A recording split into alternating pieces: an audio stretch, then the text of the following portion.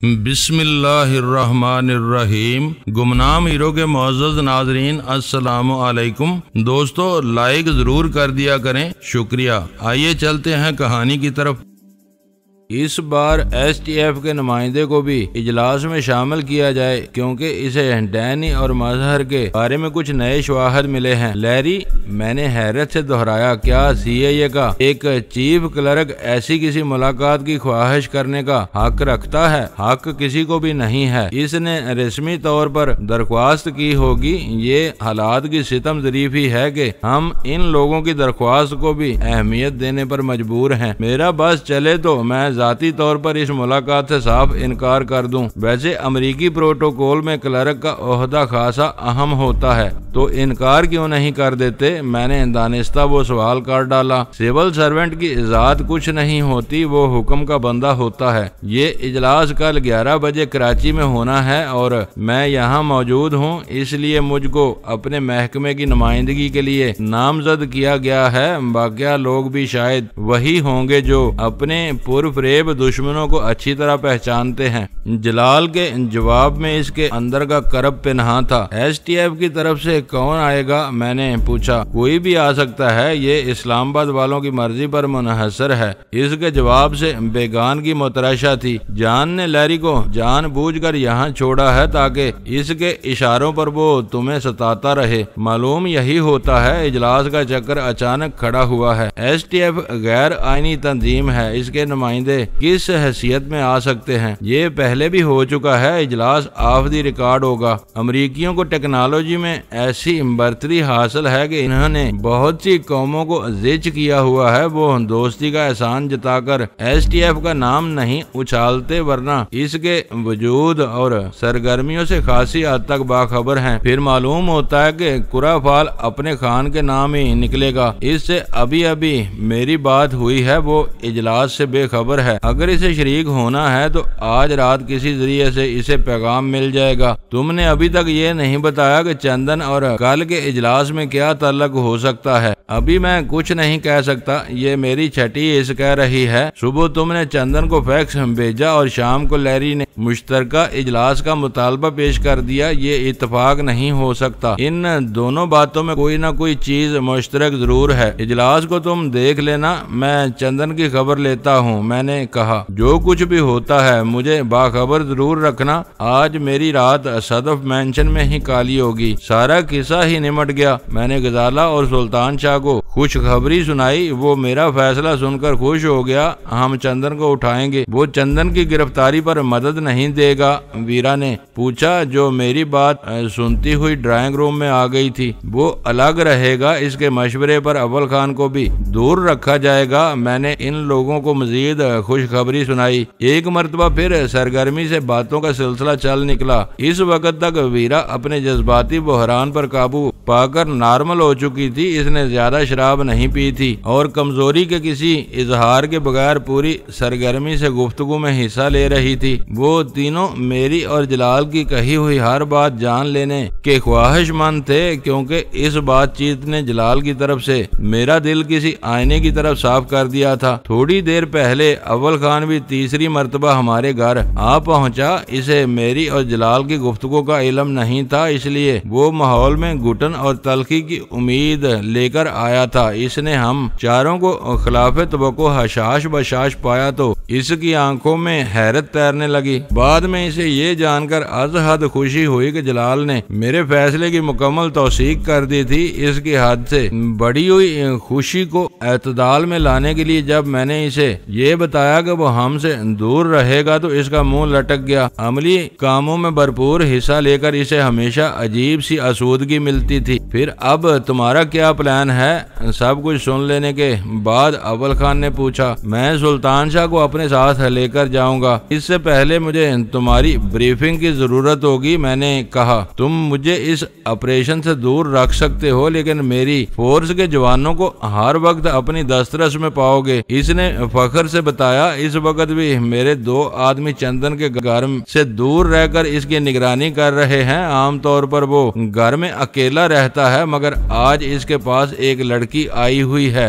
घर में इनके सिवा कोई तीसरा फर्द नहीं है। हमारे वो दोनों आदमी वहाँ से कब लौटेंगे? मैंने सवाल किया। वो सुबह 8 बजे आने वालों से अपनी ड्यूटी बदलेंगे। मैं अभी इन्हें अहकाम दिए देता हूँ, वो तुम्हारे काम में कोई मुदाखलत नहीं करेंगे। लाल तजर्बाकार आदमी है। इसका मशवरा है कि इन एतराफ में किसी एजेंसी का कोई आदमी मौजूद नहीं होना चाहिए। जलाल के बारे में यही बात मैंने कही थी तो तुम नाराज हो गए थे। जरा सी देर में तुम्हारी सोच में तब्दीली कैसे आ गई? अव्वल खान ने हंसकर पूछा। इसके बारे में मेरी सोच हमेशा बहुत अच्छी रही है, मैंने वीरा की तरफ देखते हुए जवाब दिया। इस वक्त किसी ने मेरे दिमाग में जहर भर दिया था। मैं इसके दिए हुए मशवरे को रद्द नहीं कर सकता, मगर इतना जरूर कहूंगा कि इन दोनों को ना छेड़ो। वो तुम्हारे पीछे पीछे वहाँ से लौट जाएंगे। बल्कि तुम चाहो तो ये बंदोबस्त भी हो सकता है कि तुम रास्ते में कहीं रुककर चंदन को इनके हवाले कर दो। इनके पास नई करोला मौजूद है। जब इन्हें तमाशाई बना रहना है तो इनकी मौजूदगी की क्या अफादियत है? मैंने इसकी तजवीज को नजरअंदाज करते हुए सवाल किया। खुदा न ख्वास्ता ऐन वक्त पर कोई गड़बड़ हो गई तो वो तुम्हारी मदद कर सकेंगे। अव्वल खान ने पूरे खुलूस से कहा और मैंने इसकी बात मान ली। हम लोगों को कराची में एक साथ कई बड़ी मुहिम सर किए एक अरसा हो चुका था। मेरा अंदाजा था कि इस मौका पर वीरा हमारे साथ चलने की जिद करेगी, लेकिन वो कुछ मुज़हमल सी हो रही थी। इसने इस मौजू पर एक लफ्ज भी नहीं कहा और हम तीनों सर जोड़कर प्रोग्राम तय करने लगे। इस चक्कर में तुम अव्वल खान को लहरी वाले इजलास के बारे में बताना भूल गए। सुल्तान शाह ने मुझे याद दिलाया और मैं अव्वल खान से माजरत करके इस नए मसले के बारे में बताने लगा। जलाल समेत कोई भी इस इजलास से खुश नहीं था। अव्वल खान का ख्याल था कि अमरीकी इस हिकमत अमली के जरिए खुद को खुफिया इदारों के सरों पर मुसल्लत करने की कोशिश कर रहे थे, जिसके रद्द अमल में वो इन एजेंसियों के सरगर्म तावन से महरूम हो सकते थे। इस वक्त रात के 10 बजने वाले थे, लेकिन अव्वल खान को अपने राय से इजलास के बारे में कोई खबर नहीं मिली थी। इसने ये फर्ज कर लिया कि STF की नुमाइंदगी के लिए किसी और को मुंतखब कर लिया गया था। अव्वल खान अपनी जान बच जाने से खुश था। इसके शबो रोज हमारे दरमियान गुजरते थे। अगर इसे इजलास में शरीक होना पड़ता तो इसके लिए लहरी के उगले हुए जहर को हजम करना मुश्किल हो जाता। वो एक सीधा और सच्चा पाकिस्तानी था। इसे अंदेशा था कि इश्तियाल के आलम में इसकी जुबान से कोई ऐसी बात निकल सकती थी जो नुकसानदेह साबित होती। हम दोनों काफी देर तक नए मसाइल पर सर खपाते रहे, लेकिन किसी नतीजे पर पहुंचने में कामयाब नहीं हो सके। जाहिरी तौर पर सिर्फ एक इम्कान नजर आ रहा था, जिसकी चांदही जलाल कर चुका था। मैंने मजहर की हैसियत से चंदन को एक फैक्स भेजा। इसने वो आगे बढ़ा दिया। वो तेज रफ्तार मवासलाती सहूलतों का जमाना था। फैक्स और ईमेल के जरिए जरा सी देर में मालूमात हजारों मील का फासला तय करके एक जगह से दूसरी जगह पहुंच जाती थी। दिल्ली में बैठे हुए हुकाम के लिए वो फैक्स इस बात का खुला सबूत था कि मजहर खान भारतीयों को जुल देकर किसी तरह पाकिस्तान निकल गया था और हालात से परेशान होकर वो कराची में रिपोशी के दिन गुजार रहा था। फैक्स के मतन की वजह से वो सबूत पाकिस्तानियों के सामने पेश नहीं किया जा सकता था। भारतीयों ने अपने अमरीकी आकाओं से मदद ले ली थी और वो फैक्स दिखाकर इन्हें यकीन दिला दिया था कि मजहर खान कराची में मौजूद था। पाकिस्तानी हुकाम इसे पकड़ने में दानिस्ता बेपरवाही बरत रहे थे। दिल्ली में जान के हाथों से होता हुआ वो फैक्स दोबारा कराची में आ गया था और इस बार लहरी की तहवील में था। शायद लहरी ने इसी सबूत की बिना पर पाकिस्तानी एजेंसियों के साथ मुलाकात की ख्वाहिश जाहिर की थी। मैंने अपने मिशन के लिए रात के 12 बजे का वक्त मुंतखब किया था। इस वक्त सिविल लाइन्स के रिहायशी इलाके में इतना सन्नाटा हो जाना चाहिए था कि हमें चंदन को इसके फ्लैट से निकाल कर वापस रवाना होने में कोई दुश्वारी पेश न आए। मेरे इमा पर अव्वल खान ने फोन पर सदफ मेंशन से राब्ता करके जलाल को इस प्रोग्राम से आगाह कर दिया। अगर सब कुछ तवक्को के मुताबिक होता चला जाता तो रात के 1 बजे तक चंदन को हर हाल में स्टेशन 4 पहुंच जाना चाहिए था। इन दोनों के फोन पर बराह रास्त मुज़ाकरात हुए तो जलाल को ये जानकर हैरत हुई कि अव्वल खान को सिरे से इजलास के बारे में नहीं बताया गया था। वो फिक्रमंद था कि STF की तरफ से इजलास में शिरकत के लिए किसी नए आदमी को नामजद किया गया तो शायद वो लहरी के सवालों का कामयाबी से सामना न कर सके, मगर वो इस बारे में बेबस था। STF के चीफ तक किसी की भी रसाई नहीं थी। वो अपने फैसले खुद करने का आदी था। मैंने अव्वल खान को अपने पास बुलाते हुए ये इंदिया दे दिया था कि मैं चंदन के खिलाफ कोई फैसला कुन कदम उठाने का इरादा कर चुका था, इसलिए वो अपने साथ एक ऑपरेटस भी लेता आया था जो चंदन के घर की निगरानी करने वालों से राबते के लिए कारगर था। इसने हमारे ड्राइंग रूम में बैठे बैठे ऑपरेटस पर चार्ली 1 के कोड पर अपने आदमियों से राबता किया और तफसील से आगाह कर दिया कि चार्ली 3 के कोड से एक शख्स 12 बजे मैदान में उतरने वाला है। इन दोनों को चंदन के घर से दूर और अलग थलग रहकर चार्ली 3 की हदायत का इंतजार करना होगा। चार्ली 1 को वहां सिर्फ निगरानी के लिए मामूर किया गया था। मेरी और सुल्तान शाह की महम जोई इसके लिए नई चीज थी। इसे इसका महदूद किरदार समझाने में अव्वल खान को खासी देर लग गई, लेकिन जब इसने अपनी हदायत का सिलसिला मुकम्मल करके ऑपरेटस ऑफ किया तो इसे इत्मीनान था कि सब कुछ मेरी और इसकी मर्जी के मुताबिक होगा। इसके आदमी किसी मरहले पर मेरी राह में हायल होने की कोशिश नहीं करेंगे। मुझे बहुत अजीब महसूस हो रहा है कि तुम दोनों एक महम पर जा रहे हो और मैं तुम्हारे किसी काम नहीं आऊंगा। अव्वल खान ने ऑपरेटस मेरे हवाले करते हुए अफसरदगी से कहा, मेरा ख्याल है कि आज की महम बहुत आसान होगी, शायद सिरे से कोई मज़ाहमत ही ना हो। तुमको फिक्रमंद नहीं होना चाहिए। मैंने इसे तसल्ली दी। इस भूल में न रहना कि चंदन ने अपने फ्लैट में किसी लड़की को बुलाया हुआ है तो वो दुनिया और माफिया से गाफिल होगा। इसने मुझे आगाह किया, अगर वो वाकई पेशावर सीक्रेट एजेंट है तो सोते हुए भी देख सकता है। ऐसे लोग रंगीन मिजाज और बहुत शफाक होते हैं। मैं स्टेशन 4 पहुंचकर तुम्हारे लिए दुआ गो रहूंगा। तुम्हें अब घर जाना चाहिए। स्टेशन 4 पर तुम्हारी मौजूदगी जरूरी नहीं है। कैदी को तुम्हारे आदमियों के हवाले करके हम भी घर आ जाएंगे। इससे पूछगिछ की इब्तदा सुबह की जाएगी। तुम घर आओ या कहीं और जाओ, मैं कैदी के पहुंचने तक अपने दफ्तर में रहूंगा। तुम्हारा मिशन मुकम्मल होने के बाद मैं अपने घर या आराम के बारे में सोचूंगा। इसने 2 टोक अल्फाज में अपना फैसला सुना दिया। तुम्हारे पास ऐसे वसाइल हैं कि घर पर रहकर भी तुम पल पल के हालात से बाखबर रह सकते हो। अव्वल खान ने मुझे आगे बोलने का मौका नहीं दिया। मिशन तुम्हारा है, इसके बारे में फैसले करने का इख्तियार तुमको है। अब तुम मेरे फराइज में दखल अंदाजी मत करो। मुझे अच्छी तरह मालूम है कि किस वक्त क्या करना जरूरी होता है। मैं इन फराइज से रूह गर्दानी नहीं कर सकता। अव्वल खान की बात असूली है, वीरा ने दखल अंदाज होते हुए कहा। दोनों अपने अपने काम देखो, दूसरे के काम में खलल मत डालो। इस गुफ्तगू के बाद वो ज्यादा देर तक हमारे साथ नहीं रुका। मैं महसूस कर रहा था कि इसका दिल बोझल हो रहा था। इस वक्त इसे दोहरी मार पड़ी थी। मैंने जलाल के इमा पर इसे अपने साथ ले जाने से इनकार कर दिया था। दूसरी तरफ इसे अगले दिन के इजलास में नुमाइंदगी के सिलसिले में नजर अंदाज कर दिया गया था। कहने को इसने कह दिया था कि वो अपनी जान बच जाने पर खुश था, मगर मैं जानता था कि आदमी जुबान से कुछ भी कहता रहे। इसकी पेशावराना अना को इसी वक्त तस्कीन मिलती है जब इसके सर पर भारी जिम्मेदारियों का बोझ डाला जाए। इस बार STF के बड़े ने किसी और को इस बोझ का अहल समझ लिया था। अव्वल खान को रुखसत करने के बाद मैंने अपनी तैयारी के इम्कानात का जायजा लेना शुरू कर दिया। सुल्तान शाह बहुत खुश था कि इस बार इसे वीरा पर फोकियत दी गई थी। वो भी कील कांटे से लैस होने के इरादे से अपने कमरे में जा घुसा था। दोनों औरतें बहुत हौसलामंद और अपनी हिफाजत के मामले में खुद कफील थीं। फिर भी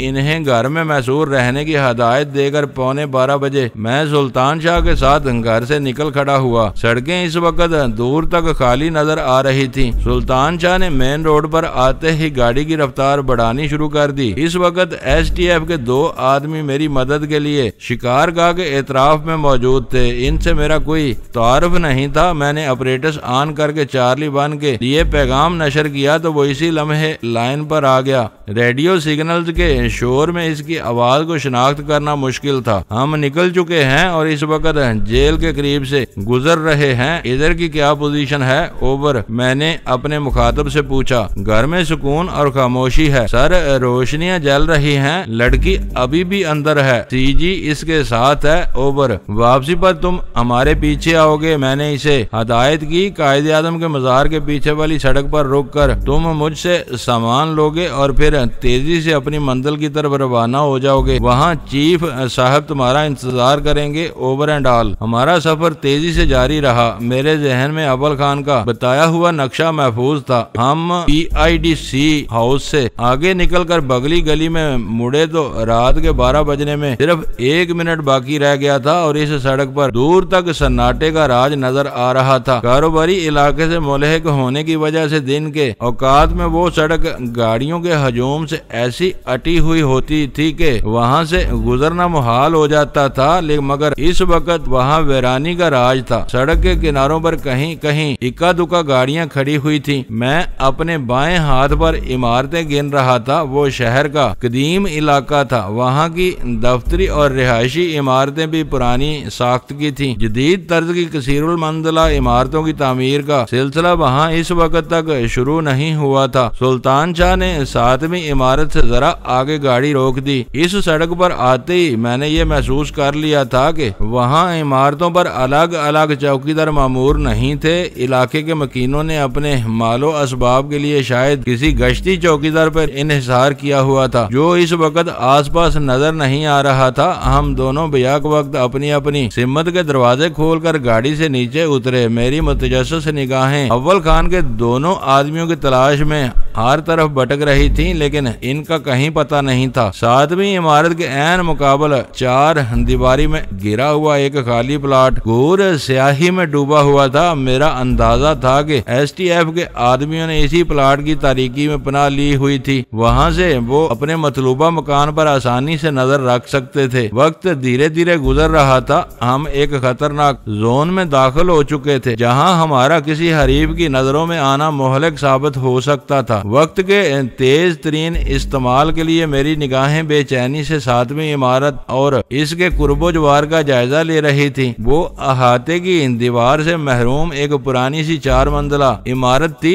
इसकी हालत से जाहिर हो रहा था कि इब्तिदा में 3 मंजिला रही होगी। इसकी छत पर वाक़या 4थी मंजिल बाद में अमीर की गई थी क्योंकि इसकी साख्त वाक़या 3 मंजिलों से यकसर मुख्तलिफ और कदरे जदीद तर्ज की थी। वादियुल नजर में यूं मालूम हो रहा था कि इस इमारत के दाखिली जीनों के साथ हर मंजिल पर 2 रिहायशी फ्लैट वाक़या थे जो अगर किशादा नहीं थे तो तंग भी नहीं कहे जा सकते थे। कमरों के साइज का अंदाजा सड़क की सिमत में खुलने वाली खिड़कियों और रोशनदानों से हो रहा था। इमारत की इब्तदाई 3 मंजिलों की ऊंचाई मरवजा मयार से ज्यादा थी। ऊंची छतों वाले इन घरों में ताज़ा हवा की मुनासिब गर्दिश के लिए बनाए हुए रोशनदान खासे मुनफरद नजर आ रहे थे।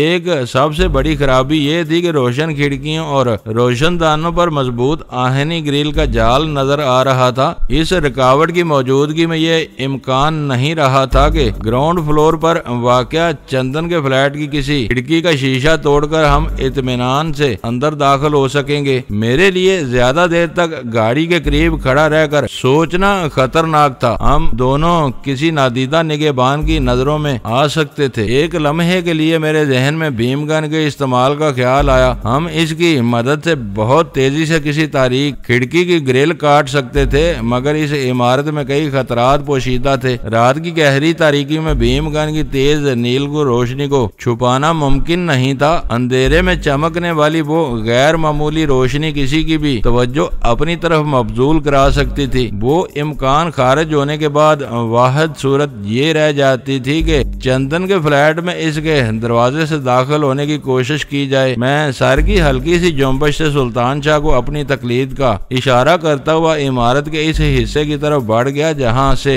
जीने ऊपरी मंजिल की तरफ जा रहे थे। इस जगह एक बल्ब रोशन था जो इस मुख्तसर सी जगह की तारीकी दूर करने के लिए काफी था। क्या दरवाजे पर दस्तक देने का इरादा है? मेरे साथ बढ़ते हुए सुल्तान शाह ने हिज़ानी अंदाज में सरगोशी की। इसके अलावा और क्या चारा है? मैंने अजराए तमस्कर कहा। इस खतरनाक मरहले पर यकायक मेरा सुकून बहाल हो चुका था और शायद मजाक हिस्स भी जाग उठी थी। दरवाजा तोड़ दो, इसे होशियार करके घर में घुसना शामत को दावत देने के बराबर होगा, इसने इज़तरारी लहजे में कहा। मैं दिल ही दिल में इसकी बौखलाहट से महजूज हुए बगैर न रह सका। ये बात मेरे जहन में पहले से बैठी हुई थी कि वो खासा गुंजान आबाद इलाका था जहाँ मतवसत तबके के कानून पसंद शुरफा रहते थे। अगर चंदन को जेरे दाम आने से पहले खतरे का जरा भी इदराक हो जाता तो वो शोर मचाकर एक हंगामा खड़ा कर सकता था। इसकी ऐसी कोई हंगामा आराई हमारा पूरा मंसूबा ठप कर सकती थी।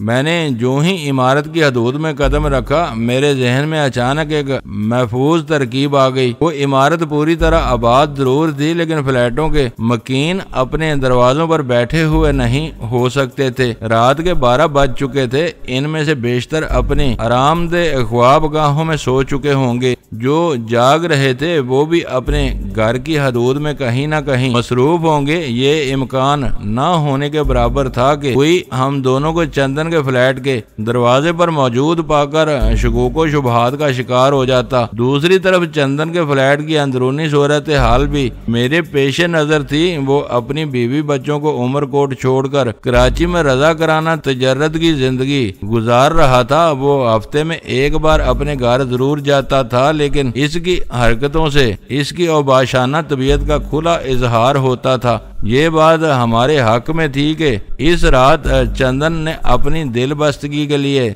एक लड़की को अपने फ्लैट में बुलाया हुआ था। शराब और शबाब की दस्तयाबी ने इसकी सरगर्मियों को यकीनी तौर पर ख्वाबगाह के आरामदेह बिस्तर तक महदूद किया हुआ होगा। ऐसे में इसके फ्लैट के दाखिली दरवाजे के कफल पर बीम गन आजमाई जाती तो इसके मतवज्जो या होशियार होने का इम्कान नहीं था। इस ख्याल के साथ ही मेरा हाथ अपनी जैकेट में रेंग गया। मैं मामूल की रफ्तार से रास्ता तय करता हुआ चंदन के फ्लैट के दरवाजे पर पहुंचा तो मेरा हाथ बीम गन के सर्द आहनी दस्ते पर जम चुका था। मैंने लम्हा भर रुक कर दूसरे फ्लैट के बंद दरवाजे और ऊपरी जीनों पर निगाह डाली। फिर सूरज से बीम गन का नोजल हजमी कफल की होल पर रखकर ट्रैगर दबा दिया। चंद ही लम्हों बाद बीम गन दोबारा मेरी जेब में मुंतकिल हो चुकी थी। सुल्तान शाह ने एहतियात से दरवाजे पर हल्का सा दबाव डाला और इसने अपनी जगह छोड़ दी। इस रात चंदन के सितारे गर्दिश में आए हुए थे। अपनी किसी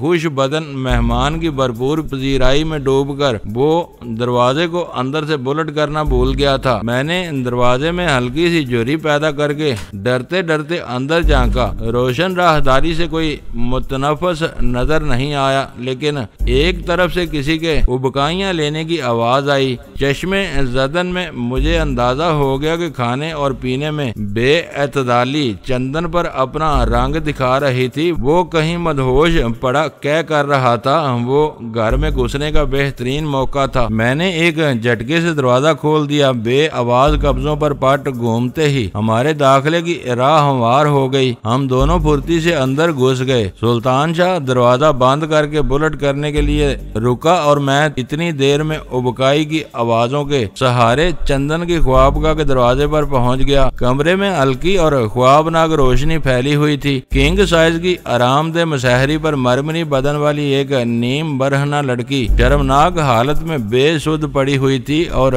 कमरे की फिजा अल्कोहल और जले हुए तंबाकू के धुएं की तेज बू से बोझल हो रही थी। कालीन पर लुढ़की हुई स्काच की खाली बोतल इन दोनों की गुजरी हुई मसरूफियात की दास्तान सुना रही थी। कमरे में इस लड़की के सिवा कोई मुतनफस नहीं था। वो अपनी आंखें मूंदे मदहोश पड़ी हुई थी। चंदन बाथरूम में घुसा उल्टियां कर रहा था। ख्वाबगाह के नरम कालीन पर मैं बहुत तेजी से आगे बढ़ा और कमरे से मिले हुए रोशन गुसल खाने के दरवाजे पर पहुंच गया। वो अपने बदन पर सिर्फ एक ढीला नीकर पहने वाश बेसिन के सामने खड़ा हुआ था। चंदन की नाम आलूद आंखों ने वाश बेसिन पर लगे हुए आईने में मेरा अक्स देखा तो इसके चेहरे पर यकायक खौफ की जर्दी फैल गई। इसने तेजी से मेरी तरफ पलटना चाहा मगर मैंने इसे कामयाब नहीं होने दिया। वो नशे में था और मैं पूरी तरह होशो हवास में था। मैंने वाश बेसिन के सामने ही इसकी गर्दन दबोच ली। इसके हलक से बस एक मुख्तसर सी बेमानी आवाज निकली और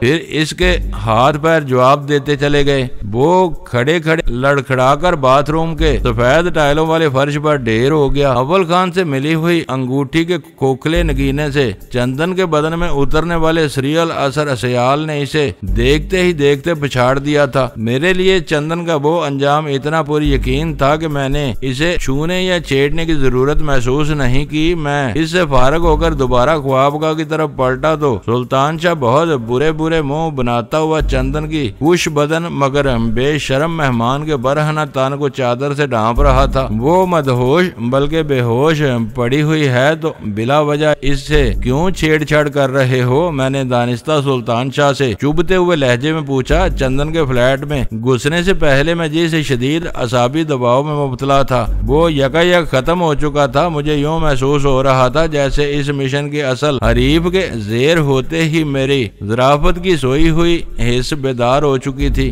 मैं छेड़ रहा हूँ? सुल्तान शाह ने फाड़ खाने वाले अंदाज में दबी दबी सरगोशी की। तुमने देखा नहीं कि ये बेशरम कैसी हालत में बिस्तर पर पड़ी हुई थी? तुम दुरुस्त कह रहे हो, मैंने धीमी आवाज में इत्मीनान से जवाब दिया। मैंने भी इसे देखा था मगर बेजरर समझकर नजरअंदाज कर दिया और अपने अहम शिकार की तरफ बढ़ गया। तुमने इसे देखा तो बस इसी में उलझ कर रह गए। इसे भी किसी न किसी को देखना था। सुल्तान शाह ने लड़की की बरहना पिंडलियों पर चादर का एक गोशा डालते हुए इस बार कदरे बेपरवाही से जवाब दिया। हम दोनों एक शिकार पर पल पड़ते तो ये सरासर वक्त का ज़िया होता। चंदन बेहोश हो चुका है। अब हमें इन दोनों को यहाँ से निकाल कर गाड़ी में पहुँचाना है। वक्त की नजाकत का एहसास करते हुए मैंने अपने मजाक को तूल देने की कोशिश नहीं की। मेरी दानिश्त में वो अगला काम इस महम का मुश्किल तरीन मरहला था। मैं चंदन को कंधे पर लाद लेता हूँ, तुम लड़की को उठा लो। सुल्तान शाह ने झट तजवीज पेश कर दी। मेरे सरसरी मजाक के जवाब में इसकी वो तजवीज बुरी नहीं थी। लड़की के नाजुक सरापा के मुकाबले में चंदन का वजूद खासा भारी था। इस वक्त मेरा जहन बहुत तेजी से काम कर रहा था और मैं चंदन की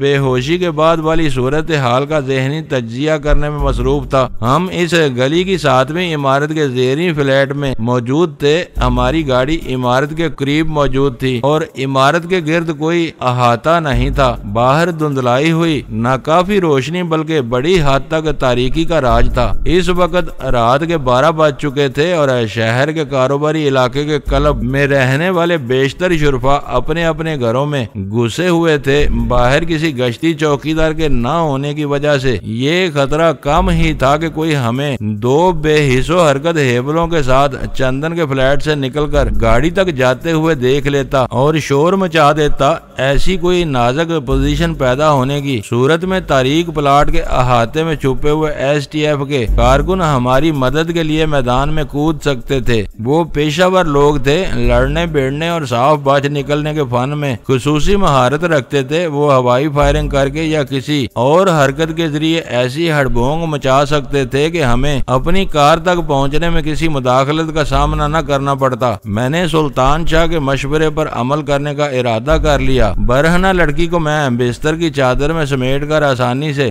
बाहर ले जा सकता था। इसी लम्हे मेरे दिमाग में एक कौंदा सा लपका और मेरे बढ़ते हुए कदम फर्शी कालीन में गड़ कर रह गए। मैं भीमगंज से दरवाजे का कफल काट कर फ्लैट में दाखिल हुआ तो लड़की चंदन की पिलाई हुई शराब और अपने शबाब के नशे में इतनी मदहोश थी कि इसे फ्लैट में हम दोनों के दाखिले का इल्म हो सका था, न वो हमें देख लेने के काबिल थी। वो एक आबरू बाख्ता और शायद पेशावर लड़की थी जो चंदन का दिल बहलाने के लिए इस रात वहाँ आई हुई थी। होश में आने के बाद इसके फरिश्तों को भी इल्म नहीं हो सकता था कि फ्लैट में कौन लोग आए गए थे और चंदन को क्यों उठाकर ले गए। वो 100% एक गैर मुतलका फरीक थी जो महज अपनी बदकिस्मती की वजह से वहाँ आन फंसी थी। हमें अपने काम के सिलसिले में इससे कोई मदद नहीं मिल सकती थी। इसके बरअक्स वो स्टेशन 4 के अहलकारों के लिए वो बाल बन सकती थी। मेरे ख्याल की दूसरी रो इतनी कौवी थी कि मैंने इसी लम्हे लड़की को अपने साथ ले जाने का इरादा तर्क कर दिया। सुल्तान शाह बाथरूम के दरवाजे पर खड़ा मेरे इशारे का मुंतजर था। मैं लड़की को बोलकर इसकी तरफ बढ़ गया। मैं लड़की को हाथ भी नहीं लगाऊंगा। मुझे बाथरूम की तरफ आता हुआ देखकर वो मचल गया। इसे तुम उठाकर ले जाओगे, बक बक मत करो, मैंने नीची आवाज में इसे डांटा। लड़की हमारे लिए बेकार है, वो होश में आने के बाद किसी को कुछ नहीं बता सकेगी। तुम आगे चलो, मैं बेहोश मर्द को कंधे पर लाद कर लाता हूँ, सुल्तान शाह ने मोस्तादी से कहा। लड़की का कांटा दूर हो जाने के बाद चंदन को पुश्त पर लाद कर बाहर ले जाना मुनासिब नहीं था। हम दोनों इसकी बगलों में हाथ देकर इसे सफाई से अपनी गाड़ी की पिछली नशिस्त तक ले जा सकते थे। कोई हमारी झलक देख भी लेता तो ये समझकर नजरअंदाज कर देता कि दो मददगार किसी मरीज या शराबी को सहारा देकर इमारत से ले जा रहे हैं। दोस्तों, वीडियो को लाइक जरूर कर दिया करें। ISI पाक आर्मी जिंदाबाद, पाकिस्तान पाइंदाबाद। मुअज़्ज़ज़ नाज़रीन, अपना ख्याल रखिएगा और अपने इस चैनल का भी शुक्रिया।